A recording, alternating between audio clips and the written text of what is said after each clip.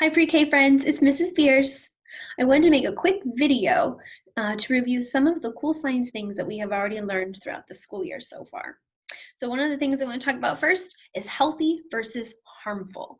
We learned about a lot of very healthy things that we can put in our body and some things that we shouldn't have too much of, or things that we shouldn't put in our body at all, like drugs and alcohol.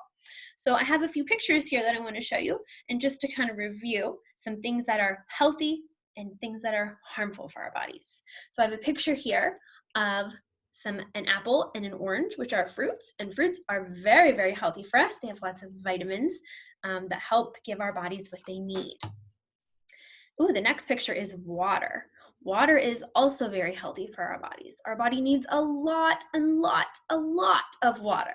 Mrs. Spears fills up her water bottle at the beginning of every day, and I drink it before I drink anything else to help make sure that I'm getting enough water every single day. Ooh, candy. I know a lot of my friends love candy, and I'm sure you even have some in your house right now. But we have talked about this, friends. Having candy every once in a while is okay, but candy has a lot of sugar, which is very bad for our teeth and for our bodies. So try not to eat too much candy, friends. Uh-oh, this was Mrs. Beers' favorite. She loves to eat cookies, but cookies are another one of those things where it's okay to eat one every now and again for a special treat, but we shouldn't eat too many. Ooh, carrots. I love to eat carrots with some ranch for a good snack. I hope you do too. Carrots are a vegetable, and vegetables are very, very healthy for our bodies. This picture is a picture of soda or pop, and it has a lot of sugar in it, kind of like that candy and cookies that we were talking about earlier. So I only like to have one maybe when we have pizza or maybe on a special movie night. I don't drink a lot of pop because it is not good for my body. Milk would be a better choice of something to drink. It has lots of calcium and is good for your bones. And I snuck in a couple other little pictures in here to talk about some things we can do to stay active, to keep our muscles healthy and strong, and to help burn off some of those cookies and candies that we're eating. So here are two kids, and they're doing the hula hoop in their yard, something that you, I know, could do at your house too.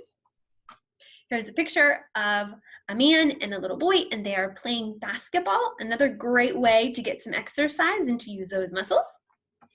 And last is a picture of a family, and they are playing catch with a ball. This is a great, great way that you can get some exercise at home.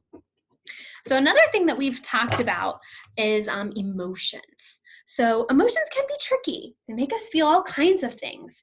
And sometimes we don't always know what to do with those feelings. So I'm going to put up my emoji happy face. How can we tell if someone is happy?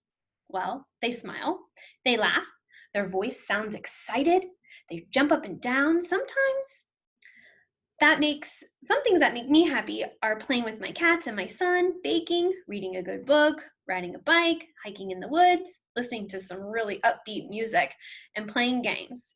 It's important to know what things make you happy, so you will know how to help yourself when you are feeling sad, which is our next emotion. Sad. How can we tell if someone is sad? They may be crying or hanging their head down. Maybe they're sitting all alone, or maybe they have a frown on their face.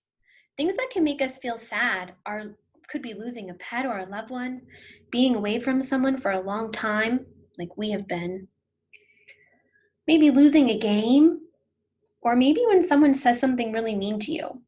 It's important to remember that everyone feels sad sometimes, even grown-ups, and it is okay to be sad, but it's important to tell someone about your feelings and do some of those things that I mentioned that make you happy, like dancing.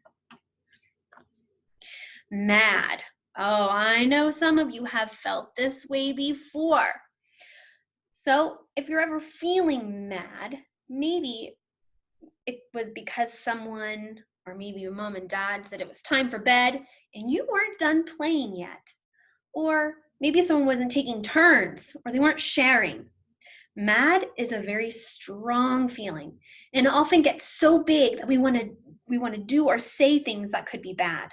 Having an angry or mad feeling is okay, but hurting others is not. So, what can we do when we are feeling mad? We can ask for a hug. We can talk to a stuffed animal or a pet. We can take a deep breath. We can count to 10, or maybe even take a walk around the house in our yard. All of those things are great ideas to help you feel better when you are feeling mad. The last emotion I want to talk about is scared. Have you ever felt scared? Maybe you thought you had monsters under your bed, or you're afraid of the dark or spiders.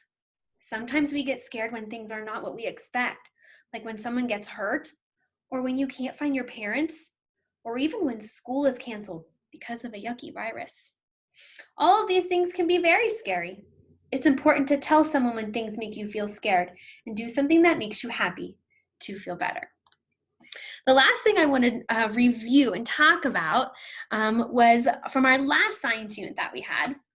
We learned some really big science words like force and motion and gravity. So in your packet, you had a challenge. We challenged you to build a ramp out of things in your house. So I have a ramp here. I didn't build it, but it is from my house. So here is my ramp that I'm going to use. And I have a ball. So I'm gonna put the ball at the top of the ramp. And I'm going to give the ball a little push. Now, when I give the ball a little push, what is going to happen? Of course, it is going to roll down the ramp and fall onto the floor. Well, when I do my little push with my hand, the push is the force. Push is a kind of force. So my hand is applying the force. The ball is going to roll down the ramp. And roll is a kind of motion. So the ball is going to be in motion. And the last one I want to talk to you about is gravity. Gravity is not something that we can just see, but it is always here. Gravity is the force that is pulling that ball down the ramp. So I'm going to give the ball a little push and away it will go. Just like that. So friends, I'm really excited to say that my next couple videos are going to be about science too. We're going to learn a lot about living and non-living things. We're going to plant some plants. Really excited about that. And we are going to learn about the different parts of a plant. So till next time.